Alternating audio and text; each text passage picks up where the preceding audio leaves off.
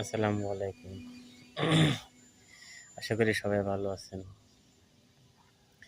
যারা নতুন করে বিদেশ আসতে চাচ্ছেন বা চিন্তা ভাবনা করতেছেন যে বিদেশ যাব, আর যাদের কেউ নাই তাদের আসা প্রয়োজনীয় মনে করি না। আমি যে সৌদি আরবে আসছি, আসার পরে কিছু লোক না, প্রত্যেকটা লোক 7 মাস 8 মাস ধরেও রুট গার্ডে থাকছে, এমনকি না খেয়েও আছিল। আর তাছাড়াও 2-3 মাস পর্যন্ত না খেয়েও আছিল কিছু কিছু লোক, আপনি শুধু খেজুর খেয়ে বেঁচে আছিল।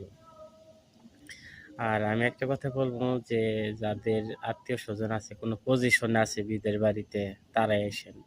আর তাছাড়া দালালের মাধ্যমে আপনারা বিদের বাড়ি যদি আসেন, অনেক কষ্ট। আসলে বাস্তবে ওই মোবাইলে যে আপনারা দেখতেন, ইউটিউবে বা অন্য অন্য সোশ্যাল মিডিয়াতে দেখতেন যে কান্নাকাটি করে, বাস্তবতা আসলে এটা সত্যি। কিন্তু মানুষের অনেক কষ্ট আছে, অনেক কষ্ট থাকে, অনেক কষ্ট আছেও।